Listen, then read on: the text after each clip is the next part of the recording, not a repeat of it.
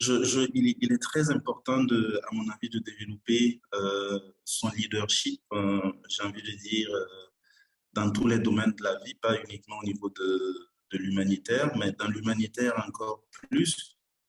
Et je dirais que l'humanitaire, c'est quand même un secteur qui s'est professionnalisé et qui demande encore beaucoup de... il y a encore beaucoup de travail, surtout quand on regarde, on va dire, les évolutions dans le secteur qui sont marquées parfois par une augmentation significative des besoins humanitaires, surtout, on va dire, dans notre région, en Afrique de l'Ouest, en Afrique centrale, à travers le monde de toute façon. On voit ce qui se passe aujourd'hui en Ukraine. Il y a malheureusement, face à cette augmentation importante des besoins humanitaires, des besoins, pardon, des moyens qui ne suivent pas cette augmentation.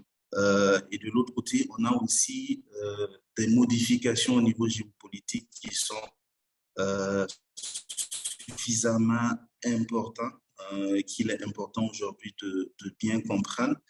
Et je pense que les humanitaires aujourd'hui doivent comprendre un peu toute cette évolution-là, doivent comprendre la complexité pour pouvoir tirer, on va dire, le meilleur par rapport à l'action humanitaire. Aujourd'hui, quand on regarde l'Afrique de l'Ouest et l'Afrique centrale, on a des questions sécuritaires assez importantes, je l'ai dit aussi, au niveau géopolitique.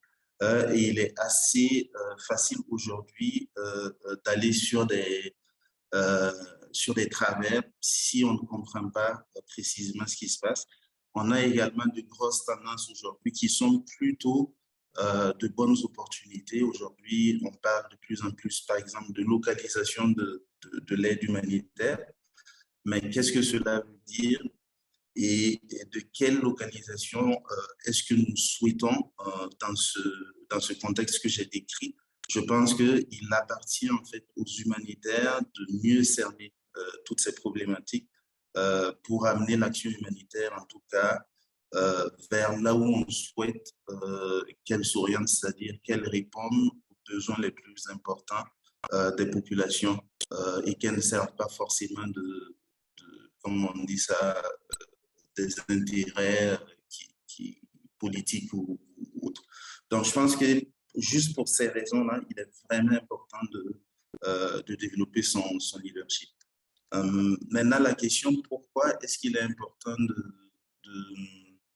de faire cette formation? Je dirais que je l'ai suivi, cette formation. Donc, c'est une formation qui, personnellement, m'a permis d'avoir une meilleure compréhension, en tout cas, sur plusieurs thématiques et de développer également mon leadership et de savoir comment agir pour avoir un meilleur impact par rapport à l'action humanitaire. Donc, c'est une formation que je recommande fortement aux collègues qui vont la suivre.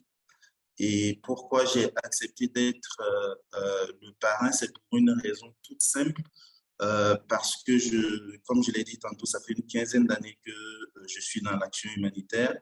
Et aujourd'hui, après avoir suivi cette formation qui m'a été très utile, je suis à une phase de ma carrière où j'occupe quand même de hautes responsabilités au sein de cette organisation qui s'appelle Alima, où j'interagis, on va dire, avec plusieurs acteurs au niveau du monde humanitaire et où j'exerce, c'est-à-dire je continue d'exercer en tout cas une fonction de leader aussi bien au sein de mon organisation que au niveau de cette plateforme des différents acteurs. Donc, j'ai une expérience passée que je peux partager évidemment avec ceux qui vont suivre la formation, mais aussi je dirais que je continue euh, d'expérimenter ce leadership-là sur les questions très importantes que j'ai évoquées tout à l'heure.